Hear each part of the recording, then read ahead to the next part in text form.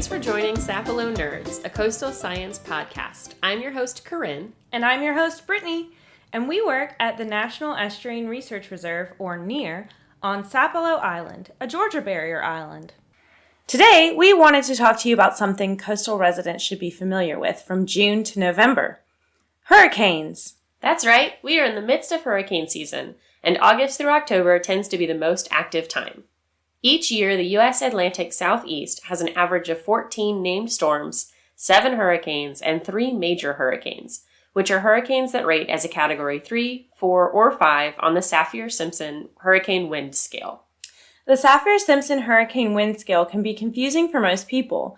Sometimes this can lead people to assume that a hurricane will not be as destructive, and they will decide not to evacuate. But just because there aren't strong winds does not mean that you will be safe. A Category 1 hurricane is a dangerous storm that is likely to cause some damage to roofs, gutters, and siding. Winds topple trees and snap tree branches. Winds can also affect power lines and poles, resulting in power outages.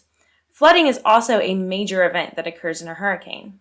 Flooding and hurricanes go hand in hand because torrential rain stemming from a hurricane or tropical storm can cause rivers, lakes, and streams to flood within minutes or hours, according to the National Weather Service. A slow-moving storm can actually increase the risk of flooding because it tends to slowly wash over the coast, increasing the storm's length. And what's even worse is that hurricanes can rapidly change. People may wake up to find that the Category 2 hurricane they weren't too concerned with yesterday is now a raging Category 4 due to pressure changes and that your chance to evacuate has now gone away. Or the opposite can occur, where people were planning to evacuate when a hurricane was a Category 3, only to hear that it is now a Category 1 or 2 and will decide to stay home. That can sometimes cause problems because staying through a Category 1 hurricane can still be life-threatening due to the unpredictable nature of wind, rain, hail, and tornadoes that a hurricane can bring. Now, to be classified as a hurricane, a tropical cyclone must sustain winds of at least 74 miles per hour for at least 1 minute, making it a Category 1. The highest classification in the scale, Category 5, consists of storms with sustained winds of 157 miles per hour or more. Of the 37 hurricanes currently considered to have attained Category 5 status in the Atlantic, 18 had wind speeds at 175 miles per hour or greater, and only 8 had wind speeds at 180 miles per hour or greater, which were the 1935 Labor Day hurricane and Hurricanes Allen, Gilbert, Mitch, Rita, Wilma, Irma, and Dorian. We've had one of the most unusually inactive months here in the Atlantic. There was not a single named storm during the month of August. That is just the 5th time in recorded history that's happened. The 2022 Atlantic hurricane season in general has been off to a quiet start, with only 5 named storms so far this year. A big part of the reason it has been so quiet has been the Saharan dust layer moving off the coast of Africa. This is unfavorable for tropical storms and hurricanes to develop. Since most hurricanes during the later part of the season are formed off the Cape Verde Islands in West Africa, this has created a large impact.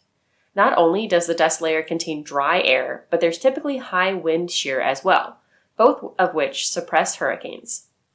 It's great if the tropics are quiet, and we would love it to stay that way, but scientists think things will start to get more active in September and October, with NOAA still predicting 14 to 20 named storms this year, with 6 to 10 of those becoming hurricanes and 3 to 5 becoming major hurricanes. That would be an above-average season if it happens as predicted, so it may be a very active fall season, which means you may have more to fear than just the vast overuse of pumpkin spice. Exactly. It sometimes is not even the hurricane that kills people. It is the after effects that cause issues. When a hurricane sustains extreme wind speeds for even just 6 seconds on a building, it can cause rupturing damages that are serious no matter how well the building is engineered. This can cause people who sheltered in place to falsely believe that their home is safe after the hurricane has passed, only to have major foundation issues and dangerous structural collapses several days later. Cleanup can also cause major issues, like debris or people coming into contact with down power lines. Power outages will likely last for weeks to months. People should also expect long-term potable water shortages. The long-term flooding that can occur can cause health issues, and since a hurricane is in the warmest months in the south without power, That heat can cause numerous problems, especially for people with existing medical needs. And it's not just the coast that can suffer from damage from hurricanes. In 2017, the remnants of Hurricane Irma damaged portions of Georgia all the way up to metro Atlanta. There was intense flooding and erosion along the coast, and minor damage as far as inland as the Albany area. Many Georgia residents have been lucky over the years compared to other states. It's been almost 40 years since Georgia has experienced a direct hit from a tropical system, and there are several reasons why such occurrences are rare. Georgia's coast is shaped in a way that helps it hide from most storms. The coast bends westward, leaving the Carolinas and parts of Florida more exposed and vulnerable. Since we are in that Georgia Bight, Georgia is protected on every side except for its 100 miles of coastline. Compare that to Florida's 1,350 miles, or the 488 miles of the Carolina coastline. Georgia is also buffered by a straight line of barrier islands, which help to take the brunt of the impact, and then, after making its way through the islands, we are insulated by our extensive marshland. Direct hits can happen, however, and those tasked with preparing Georgia for disaster say it will no doubt happen again one day, and most likely sooner than you think. As a native Floridian, I can attest to the casual nature most of us living on the coast have towards hurricanes. I myself love a good hurricane meme season on social media. However, I have also been through some of the scariest hurricanes that were no laughing matter. Evacuation is extremely frustrating, costly, and downright uncomfortable at times. But having seen the destruction of Hurricane Andrew, Irma, and Matthew firsthand, which have been some of the deadliest and most costly hurricanes on record, you should not mistakenly compare a few days of being inconvenienced with being dead. A 2016 study also found that hurricane names affect people's perception of the deadliness of a storm. Names like Ezra, Walter, Paula, or some other sweet older couple-sounding names can cause people to think of the hurricane as benign, no matter the category. Now, there have been some studies that suggest female names are deadlier storms because people do not take them as seriously as male names. But most of those studies produce skewed results due to biased or problematic methods. However, choosing names that sound more powerful can have an undeniable effect. Oh, I totally agree. Name that thing like a death metal album, Hurricane Doomsday Machine, or Hurricane Arsenal of Megadeth, and I agree folks will be evacuating like they need to. Hurricane Bonnie just doesn't have the same ring to it. So what can you do to protect yourself during a hurricane? If you are in need of evacuation assistance, whether that is financial, physical, or in need of a place to stay, please contact your local emergency management center. Most counties will utilize public buses to shuttle people and families to shelters, and most shelters do allow pets. Be sure to bring supplies for your pet, including their vaccine records, any medication they take, comfort items, food that you have, and a carrier, leash, or collar. Some counties also have a hurricane registry where people with access, functional, or medical needs can make sure that they are not forgotten during an evacuation process. Knowing your evacuation plans ahead of time is fundamentally important when living in coastal Georgia. Communities will usually block traffic so that one-way flow can be achieved to give the best chance for everyone to reach inland shelters before hurricanes make landfall. This means you may be separated from your family or stuck if you are not properly prepared for the evacuation. Having a ready-to-go suitcase or pack with necessary items is a great idea for those that can afford it, but just making sure that you have a checklist or plan in place is really what is most important. Knowing somewhere that you can evacuate to if there is a storm, whether it is a hotel, a friend who lives inland, or a place offering free shelter, is very important. Knowing your evacuation zone can help make the evacuation process go much smoother for everyone involved. On public television, online, and through several weather apps, officials will announce areas that are ready for evacuation to help the people closer to the coast reach safety in time. Please do not leave before your zone is called, as this leads to excessive traffic, which can cause delays in everyone's evacuation. If you do decide to shelter in place, there are some tips you can follow to be safe. However, if there is a state of emergency declared in your state, please know that no emergency staff are going to be on call for you should something occur. They have already evacuated with their families.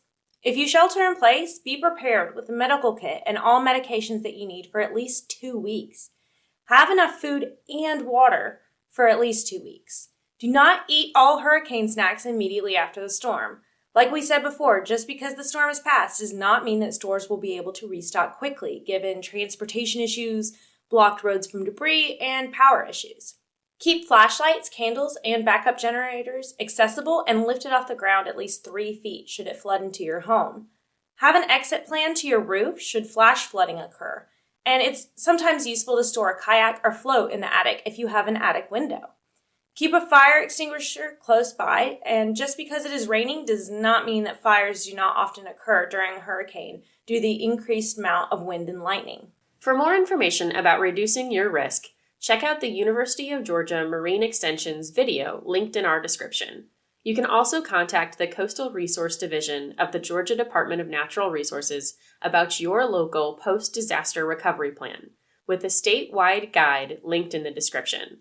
Also linked is the CRD's Enhancing Coastal Resilience Guide, a fantastic resource on how to mitigate coastal hazards with natural solutions.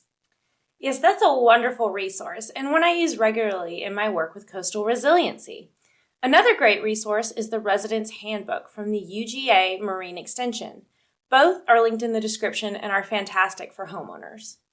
So, Brittany, can you explain what coastal resiliency is exactly? Sure.